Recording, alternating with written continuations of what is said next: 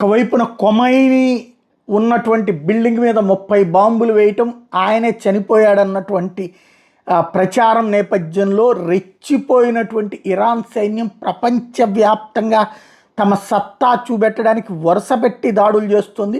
రంజాన్ మాసం సందర్భంగా తెల్లవారుజామున ప్రార్థనలు చేసే టైంలో కూడా వదిలిపెట్టకుండా అటాక్ చేస్తుంది. తాజాగా ముస్లిం కంట్రీస్ అయినటువంటి Saudi Arabia, Qatar, Dubai, Bahrain, Kuwait, Iraq, Jordan, Oman ఈ 8 దేశాల మీదన నిన్న రాత్రి కూడా వరుసగా విరుచుకుపడుతుంది. అంటే మనకిక్కడ తెల్లవారుజామున అంటే రాత్రి అంతా కూడా అక్కడ విరుచుకుపడుతుంది. మిస్సైల్స్ విషయం వల్ల ఏంటంటే డ్రోన్స్, మిస్సైల్స్తో అది విరుచుకుపడుతున్నటువంటి తీరులో ప్రత్యేకత ఏంటంటే దేనికి గైడెన్స్ లేదు, డైరెక్ట్గా పేలుస్తూనే ఉన్నాయి. ఎక్కడ నుంచి అంటే జీపీఎస్ సిస్టమ్స్ కరెక్ట్గా లేవు కాబట్టి ఎయిర్ బేస్లో లేకపోతే సైనిక బేస్లో కాకుండా ప్రజల మధ్యలో కూడా ఈ పేలుళ్ళు చోటు చేసుకోవడం అన్నటువంటిది కీలకమైనటువంటి అంశం.